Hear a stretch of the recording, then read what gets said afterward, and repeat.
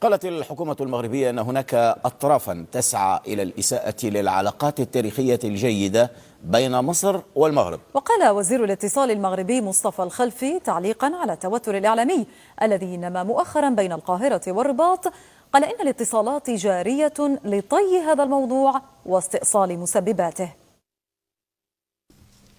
هناك أطراف بخلفيات متعددة ومكشوفة تريد المس بصفوة هذه العلاقة وزعزعتها من خلال المس بكرامة الشعب المغربي وبرموزه وبقضاياه الوطنية الحيوية. ولهذا ليس من المقبول، من المنطقي أو من المقبول سياسيا ولن يكون حتى من المنصف أخلاقيا أن لا تقع صيانة هذا الإرث المشترك